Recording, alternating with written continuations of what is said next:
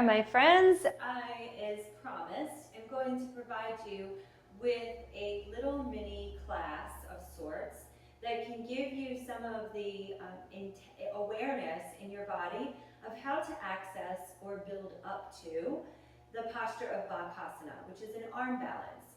And so I'm going to show the arm balance, and then I'm going to show some other ways to access the core, the core work necessary to begin to cultivate the lightness for Bakasana. I'm going to show you another way to access the pose itself. And I'm also going to show you some other moves in order to build up to this posture. Okay, so here it goes. What we need for this posture is definitely core strength. We also need outer hip strength and outer hip flexibility, as well as the upper back strength and flexibility. And so I'm going to show you some things to take care of some of these aspects. First, I'm going to show you the pose. So Bakasana is a posture in which we place our hands on the mat. The hands would be like the bottom of a tripod. And if we were to look forward to the tip of that, that's where our eyes should go in this posture. We don't want to look back in this posture. Just like a bird, we're going to fly forward rather than backward.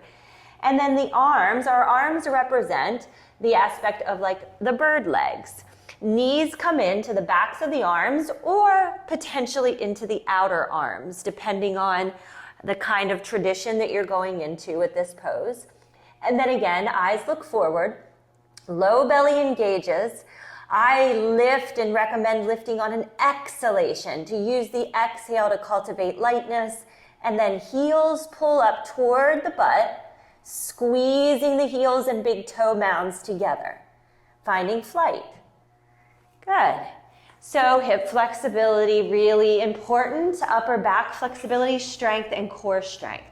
So let's get into that now. Let's work into some upper back work first. So I'm going to inhale, right arm underneath the left, ravel my arms together. This is the eagle arms. And then open up the arms, right hand down, and sway. So then left arm underneath, ravel my forearms around each other for a stretch across the back, and then exhale a crescent sway. Now if this eagle arms isn't working for you, you could instead do hug asana and wrap your arms around to your shoulder blades and then sway. And then do the hug asana, left arm underneath and sway. I'm going to do this twice more each side. So right arm under, ravel the arms together, or do the hug asana and then a crescent sway. Left arm under, ravel my arms together, and then the crescent sway. And then one more time each side. Really, this is a dynamic stretching of the muscles across the upper back, my triceps, and all through my arms in order to prepare for this work.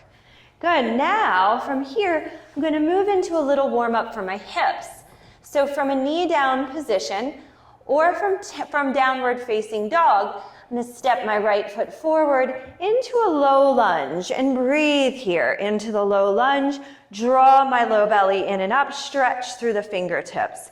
And then exhale, I'm going to step back to downward facing dog or to tabletop position and bring my left foot up to my left hand. Inhale into low lunge.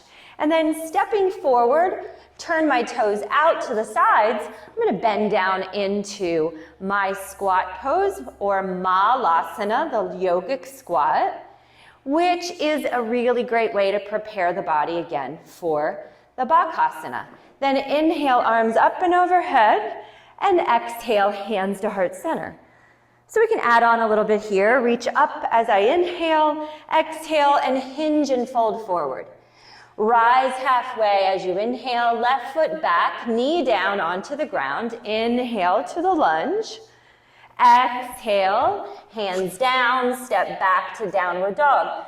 Now, a nice way to warm up the upper back is to come through the back bend all the way down to the belly into cobra posture. And then exhale back, downward dog, and step forward then from tabletop or down dog, left foot up. Inhale, low lunge. Exhale, back to the front of the mat, toes out, feet wide, Malasana. Inhale, arms up and overhead, and exhale, hands to heart center. Now if that feels good and it feels like a good warm-up, you could pause the video here, and you could do that flow a couple more times on your own. I'm going to move down at this point onto my back, and from here now, I'm going to show a reclined Bakasana.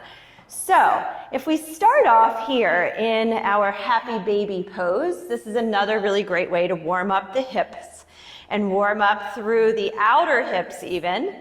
And then now we're going to cultivate some core strength and find that flying action.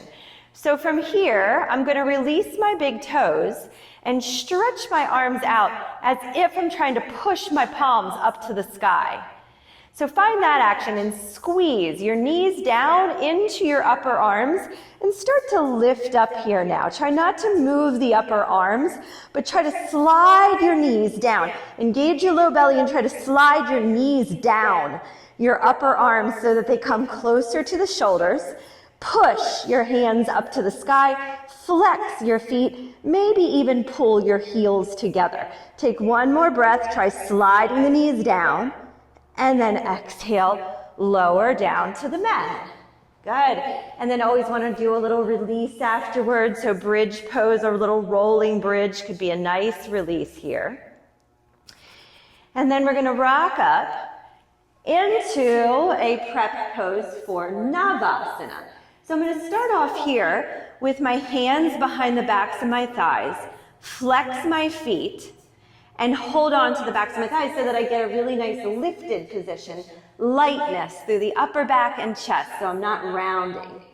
And then once we've gotten that, I'm going to separate my legs hip width distance and flex my feet, right arm up over top of the right leg, left arm up over top of the left.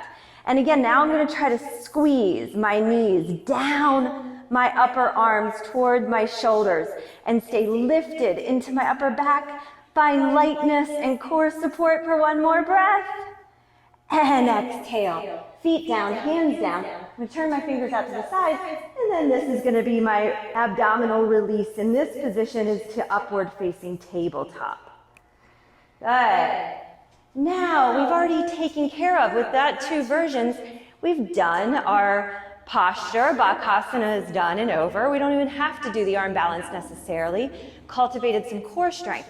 But if we're going to move on into the next version, I'm going to now use the wall. And I'm going to use the wall to help me to lift my feet up. So from here, I'm going to start off, and when I lift my feet up, I want to make sure that as I lean forward, I'm far enough forward that I'm going to now not have to, that my feet will actually support me when I lift them up. So I start with my heels. If I were going to start here, when I come into a forward fold, if my heels are about an inch or two away, about 2 inches away from the wall, maybe even 3 inches away from the wall, I should, in my forward fold, my functional forward fold where I press my hips back, my butt actually lands into the wall. So that might be a good measurement for you. Place my hands down onto the mat now, knees into the upper arms. And again, I'm looking forward, not back. We don't want to look back. We're looking forward so we can fly. Then chest stays lifted. Upper back, we expand across the upper back. Feel as if you're trying to drag your hands away from each other. And then one foot at a time, I'm going to pull the heel up. I'm going to put the foot into the wall, and then the other foot into the wall. And I'm going to use the wall now to support my feet. So I can stay in this lifted position, maybe with a little more time in this position because my feet are now supported. So I push my feet into the wall, keep looking forward, keep engaging the low belly, and then exhale, feet back down, and sit. Into the wall, and the wall's there. It's like the perfect prop afterward to restore and support. So now, to release from that, I'm just going to stretch my legs out and just sit for a moment and do a little wrist release. And I'm going to take and make some circles with my wrist in one direction and then in the other direction. And then I'm going to release that upper back action again, and find a resting position in Dandasana, or resting Dandasana, the staff pose. So I'll have a longer flow building up to this later, but for now, these are some pieces to start to potentially work on if you yourself would like to start to cultivate some of the muscular action, support, and flexibility for the pose we call Bakasana. Thank you, friends. Namaste.